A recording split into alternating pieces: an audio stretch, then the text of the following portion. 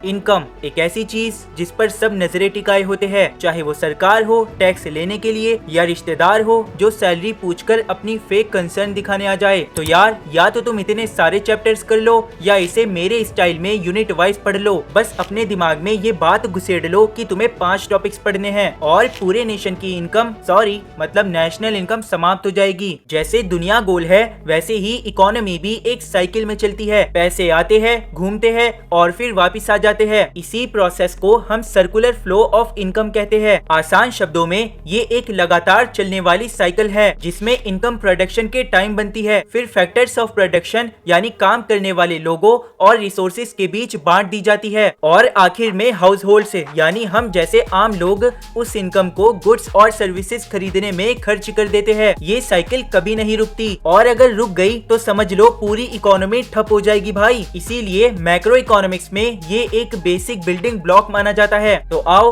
अब इस circular flow को डिटेल में समझते हैं। पहला जनरेशन फेज जिसे प्रोडक्शन फेज भी कहते हैं। यहाँ बिजनेसेस यानी फर्म से गुड्स और सर्विसेज प्रोड्यूस करती है, लेकिन कोई भी बिजनेस बिना फैक्टर सर्विसेज के कुछ नहीं कर सकता, यानी लैंड, लेबर, कैपिटल और एंटरप्रेन्योरशिप। और ये सारी सर्विसेज हाउस होल्ड्स यानी हम जैसे आम लोग देते हैं। तो फ्लो का डायरेक्शन होता है हाउस होल्ड्स टू फर्म जिसमें काम की सर्विसेज दी जाती है। एग्जाम्पल से समझो, एक हाउस होल्ड मतलब एक वर्कर फैक्ट्री में जाके मजदूरी करता है, या एक फार्मर अपना लैंड यानी जमीन किसी कंपनी को रेंट पर देता है, या कोई इंसान अपना कैपिटल यानी पैसा कंपनी में इन्वेस्ट करता है। ये सब इसी जनरेशन फेज का पार्ट है। यहीं से इनकम का एक्चुअल जन्म होता है। दूसरा डिस्ट्रीब्यूशन फेज जिसे इनकम फेज भी कहा जाता है। अब फर्म्स ने प्रोडक्शन करवा लिया तो ऑब्वियसली उन्हें हाउस होल्ड्स को उसके बदले पेमेंट देनी पड़ेगी। यार हाउस होल्ड्स ही तो फैक्टर्स ऑफ प्रोडक्शन देते हैं। ये पेमेंट फैक्टर इनकम के फॉर्म में होती है, जैसे लैंड के बदले रेंट, लेबर के बदले वेजेस या सैलरी, कैपिटल के बदले इंटरेस्ट और एंटरप्रेन्योरशिप के बदले प्रॉफिट। डायरेक्शन ऑफ फ्लो होता है बिजनेस यानी फर्म्स टू हाउस होल्ड्स जिसमें पैसे की पेमेंट्स जाती है। भाई इसी फेज में हाउस होल्ड्स को एक्चुअल इनकम मिलती है, जैसे एक फैक्ट्री वर्कर को सैलरी मिलती है या फार्मर को अपनी जमीन का रेंट मिलता है। इस फेज में इनकम अलग अलग लोगों के बीच बांट दी जाती है, इसीलिए इसे डिस्ट्रीब्यूशन फेज कहते हैं। तीसरा डिस्पोजिशन फेज जिसे एक्सपेंडिचर फेज भी कहते हैं। तो यार हाउस होल्ड्स के पास इनकम आ चुकी, अब वो क्या करेंगे? सिंपल, वो इस इनकम को गुड्स और सर्विसेज खरीदने में खर्च कर देंगे, जैसे कपड़े खरीदना, फोन लेना या डेली का सामान लेना। डायरेक्शन ऑफ फ्लो होता है हाउस होल्ड्स टू फर्म्स जिसमें खर्च किया हुआ पैसा फर्म्स के पास जाता है। फर्म्स को ये पैसा मिलता है और वो फिर से प्रोडक्शन स्टार्ट कर देती है। इसी तरह पूरी साइकिल कंप्लीट हो जाती है। आओ एक एग्जांपल लेते हैं। इमेजिन एक वर्कर फैक्ट्री में काम करता है, उसे सैलरी मिलती है, फिर वो उस सैलरी से कपड़े खरीदता है किसी दूसरी फर्म से। अब वो फर्म उस पैसे का यूज करके वर्कर्स को सैलरी देती है और नए प्रोडक्ट्स बनाती है। ये साइकिल तुम्हारे आसपास रोज चल रही है भाई, तुम खुद भी इसका हिस्सा हो। इसी वजह से इसे सर्कुलर फ्लो कहा जाता है। अब इसी सर्कुलर फ्लो को 2 हिस्सों में बांट दिया गया, रियल फ्लो और मनी फ्लो। रियल फ्लो को फिजिकल फ्लो भी कहा जाता है। यहाँ एक्चुअल चीजें फ्लो करती है, जैसे गुड्स और सर्विसेज। हाउस होल्ड्स अपने काम की सर्विसेज फर्म्स को देते हैं, फर्म्स हाउस होल्ड्स को फाइनल गुड्स और सर्विसेज प्रोवाइड करती है। इसे फिजिकल फ्लो इसीलिए कहते हैं क्योंकि यहाँ रियल चीजें जैसे लेबर, लैंड और फाइनल प्रोडक्ट्स एक्चुअली मूव करते हैं। मनी फ्लो जिसे नॉमिनल फ्लो भी कहते हैं, यहाँ सिर्फ पैसे का फ्लो होता है। फर्म्स हाउस होल्ड्स को काम के बदले पैसे देती है, जैसे rent, wages, interest, profit etcetera. House holds firm को खर्च के थ्रू पेमेंट करते हैं, इसे नॉमिनल फ्लो कहते हैं क्योंकि यहाँ सिर्फ मनी का लेन देन होता है। दोनों फ्लोज अपोजिट डायरेक्शन में चलते हैं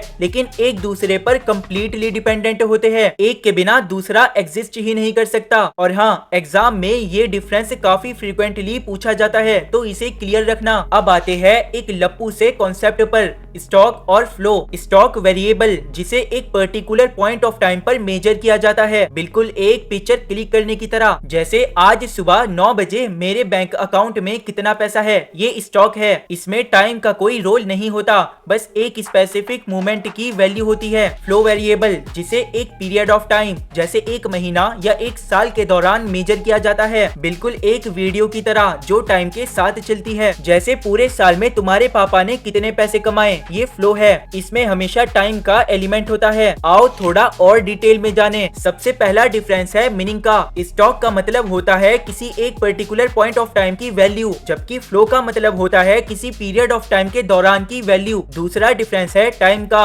स्टॉक में टाइम इंक्लूड नहीं होता, ये बस एक मूवमेंट को शो करता है, लेकिन फ्लो में टाइम हमेशा होता है, जैसे एक महीना, एक साल या कोई भी ड्यूरेशन। तीसरा डिफरेंस आता है नेचर का। स्टॉक स्टैटिक होता है, मतलब एक जगह रुका हुआ, जैसे एक फोटो, जबकि फ्लो डायनामिक होता है, मतलब कंटिन्यूअसली चेंज होता रहता है, जैसे कोई वीडियो। आओ एग्जांपल से क्रिस्टल क्लियर करते हैं। स्टॉक के एग्जांपल्स है आज का बैंक बैलेंस, नेशनल वेल्थ या अभी के टाइम पे गेहूं यानी अनाज की स्टोर्ड क्वांटिटी। ये सब एक स्पेसिफिक मूवमेंट को शो करते हैं। वहीं फ्लो के एग्जांपल्स है पूरे साल की नेशनल इनकम, साल भर की प्रोडक्शन, मंथली एक्सपेंडिचर या एक साल में कितने बच्चों ने जन्म लिया। ये सब टाइम पीरियड के साथ मेजर होते हैं। बस इतना समझ लो, स्टॉक फोटो जैसा होता है और फ्लो वीडियो जैसा। ये बात याद रख ली तो कभी कंफ्यूज नहीं होगे। चलो फट से प्रैक्टिस करते हैं। लॉसेस यानी नुकसान फ्लो है, क्योंकि ये एक पीरियड जैसे साल से रिलेटेड है। प्रॉफिट यानी मुनाफा फ्लो है। सेविंग्स स्टॉक है, मतलब अभी तक कितनी सेविंग्स जमा हुई। कैपिटल भी स्टॉक, बैंक बैलेंस भी स्टॉक, प्रोडक्शन फ्लो,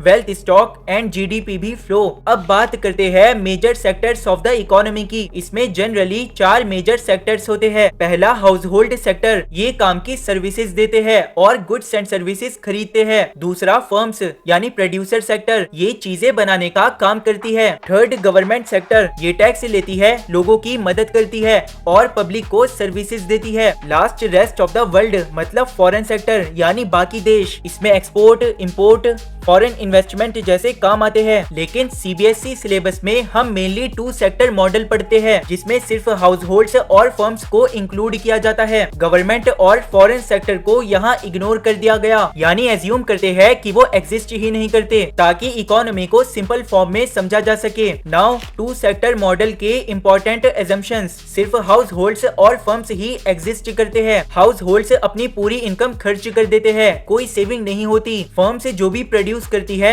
सब कुछ हाउस होल्ड्स को ही बेच देती है। ना कोई टैक्स होता है, ना सब्सिडी, ना एक्सपोर्ट इंपोर्ट, मतलब इकोनॉमी बिल्कुल सिंपल मान ली जाती है। कुल मिलाकर बात सिर्फ अपने देश की करी जाएगी। पॉलिटिक्स और विदेश से कोई मतलब नहीं होगा, बस आम जनता और बिजनेस। इस मॉडल में कुछ बेसिक इक्वालिटीज होती है जो हमेशा ट्रू रहती है। टोटल प्रोडक्शन हमेशा टोटल कंजम्पशन के बराबर होगी। रियल फ्लो हमेशा मनी फ्लो के बराबर होगा और इनकम हमेशा एक्सपेंडिचर के बराबर होगी। तो अभी तक जो हमने फंडामेंटल्स पढ़े हैं वो बहुत इंपॉर्टेंट है इकोनॉमिक्स को समझने के लिए। देखो इस यूनिट के टॉपिक्स एक दूसरे से थोड़े हटके हैं, बट मेरे स्टाइल में पढ़ोगे तो पूरा पजल अपने आप कनेक्ट हो जाएगा। तो आओ टॉपिक 1 को शॉर्ट में रिवाइज कर लेते हैं। सर्कुलर फ्लो में इनकम बनती है, बांटी जाती है और एंड में खर्च की जाती है। रियल फ्लो मतलब गुड्स और सर्विसेज का फ्लो। मनी फ्लो मतलब पैसे का फ्लो। स्टॉक यानी एक point of time, flow means एक period of time. 2 sector model में सिर्फ household plus firms, no saving, no government, no foreign sector. मिलता हूँ टॉपिक 2 के साथ अगले वीडियो में।